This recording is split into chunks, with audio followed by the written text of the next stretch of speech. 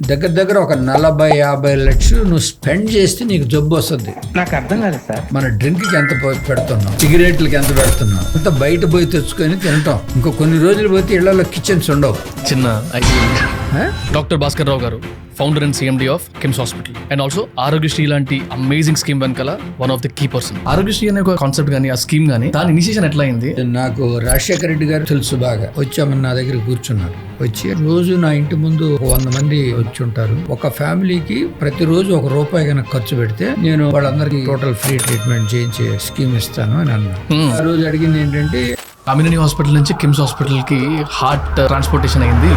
ఇక్కడ మనం డిస్కనెక్ట్ చేసిన తర్వాత బ్లడ్ సప్లై అంటూ ఏముండదు. దాన్ని ఏం చేస్తామంటే మనం సడన్ గా హెల్త్ డిటోరేట్ అవుతుంది, వెంటిలేటర్ మీదకి వెళ్ళారు. డాక్టర్స్ వల్ల ఇక అంత ప్రోగ్రెస్ లేదు, but he still life. Ventilator తీయగానే చనిపోతారని తెలిసినప్పుడు సెంటిమెంట్స్ ఎక్కువ. మనకి బ్రతికి నా కళ్ళ ముందు ఉంటే చాలు అని అనుకుంటావు. రేపు ఇదే మాట అతను 20 రోజులు నీ ఇంట్లో కనుక కూర్చొని అతను బాధపడే బాధ చూస్తే, అరే ఆ రోజు డిసిషన్ రాంగ్ చేశానేమో అనే ఫీలింగ్.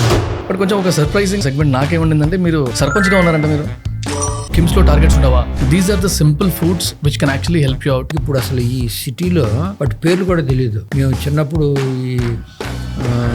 నేను మర్చిపోయాను.